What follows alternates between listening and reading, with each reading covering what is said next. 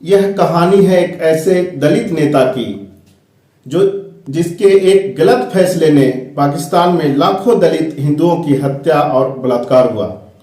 यह कहानी है एक ऐसे नेता की जिन्हें पाकिस्तान ने गद्दार कहा तो हिंदुस्तान ने उसे जोगन अली मुल्ला कहा। यह कहानी है एक ऐसे दलित की जो डॉक्टर भीमराव अंबेडकर के अनुयायी थे परंतु उनकी सलाह नहीं माने। यह कहानी है एक ऐसे दलित नेता की जो पाकिस्तान का प्रथम कानून एवं श्रम मंत्री बने परंतु उनकी हैसियत पाकिस्तान में आम पाकिस्तानियों से भी बदतर था। यह कहानी है एक ऐसे महान आत्मा की जिन्हें कभी डॉक्टर अंबेडकर से भी ज्यादा प्रभावशाली नेता माना जाता था। यह कहानी है एक ऐसे नेता की जिनके चलते सियालहेट असम में जो भारत का पार्ट था वो पाकिस्तान में चला गया क्योंकि उन्होंने सभी दलित हिंदुओं को पाकिस्तान जाने का प्रलोभन दिया। यह कहानी है एक ऐसे दलित नेता की जो दलित मुसलमान एकता का सबसे बड़ा पैरोकार थे परंतु सच्चाई पता चल जाने पर उन्हें 2 गज जमीन नहीं मिली और भारत आकर गुमनाम में खो गया। यह कहानी है एक ऐसे ठोकर की जिनसे अगर हम नहीं सीखते हैं तो हमारा भविष्य भी गर्त के अंधकार में खो जाएगा। यह कहानी है एक ऐसे षड्यंत्र की जिसे मोहम्मद अली जिन्ना ने तैयार किया और उसे यूज कर कूड़े में फेंक दिया।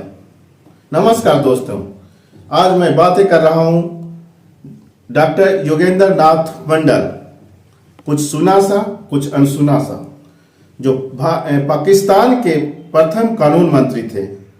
इनका जन्म 29 जनवरी 1904 को बाकरगंज के जिला बारिसाल बंगाल में एक नमोशूद्र परिवार में हुआ था।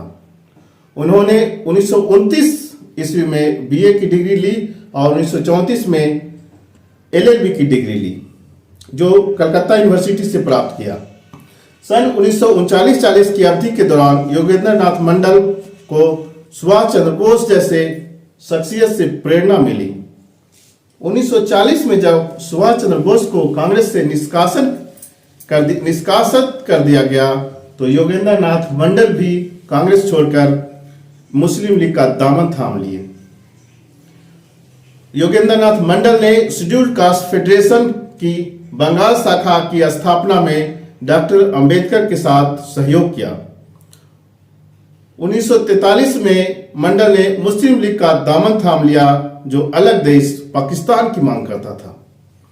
मंडल ने भी अलग देश पाकिस्तान का समर्थन किया और अलग पाकिस्तान मांगा।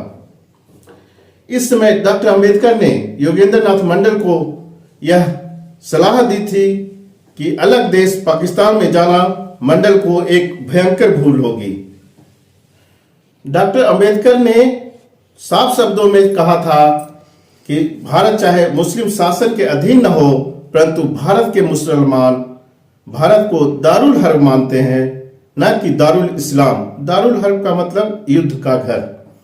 उन्होंने आगे कहा कि इस्लाम धर्म एक बंद खिड़की की तरह है जो मुसलमानों और गैर मुसलमानों के बीच भेद पैदा करता है। इस्लाम धर्म में जो भाईचारा है वह मुसलमानों के साथ है, चाहे वह हजारों किलोमीटर दूर ही क्यों न हो, न कि हिंदू सिख ईसाइयों के साथ। मुसलमानों की वफादारी उस देश के लिए नहीं होती जहां वे रहते हैं बल्कि वफादारी अपने धर्म की होती है।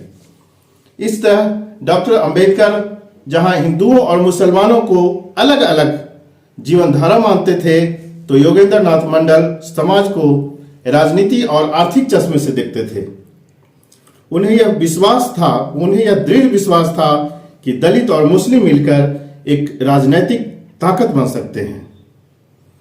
16 अगस्त 1946 को मुस्लिम लीग ने डायरेक्ट एक्शन प्लान में बंगाल के नवाखाली में एक भयंकर रक्तपात किया। हिंदुओं को जबरन मुस्लिम बनाया गया। उस समय मोहम्मद अली जिन्ना ने योगेंद्र नाथ मंडल को वहां भेजा और कहा कि दलितों को वो समझाए कि इसमें न उलझें, दंगों में शामिल न हो।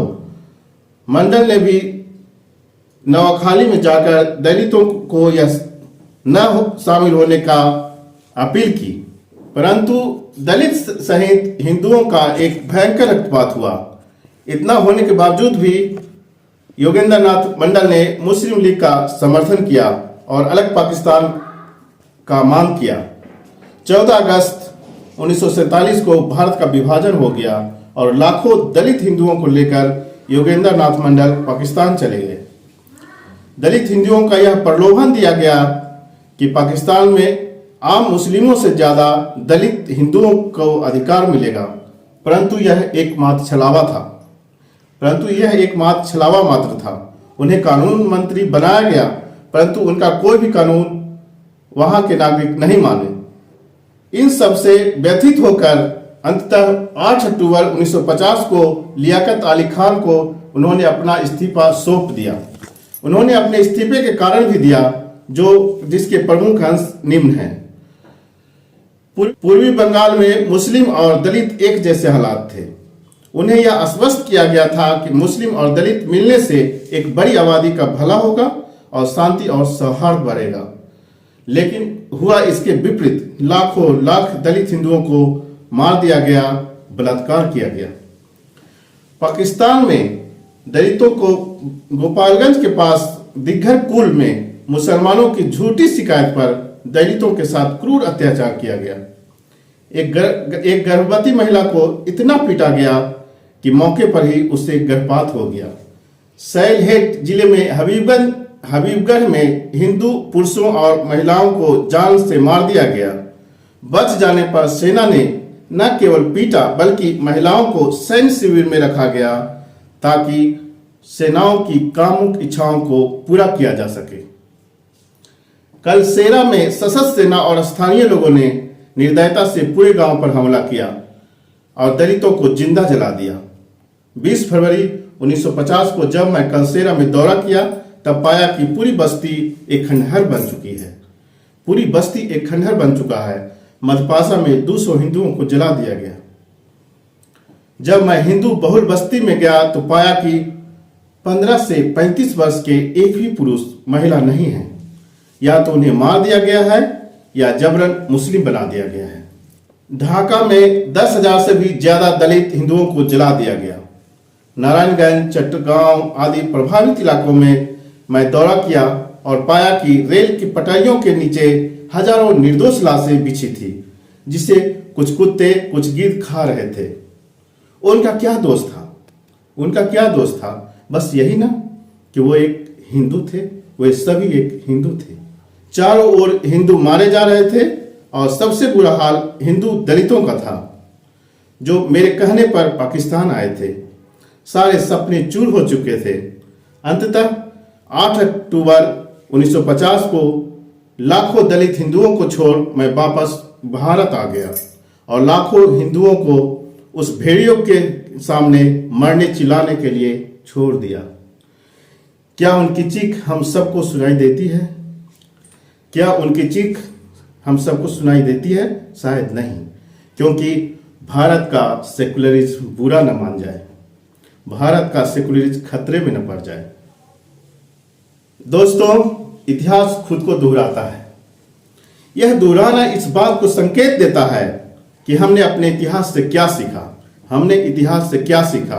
हमने योगेंद्र मंडल से क्या सीखा। याद रखिएगा, जो इतिहास से नहीं सीखता वह खुद इतिहास बन जाता है।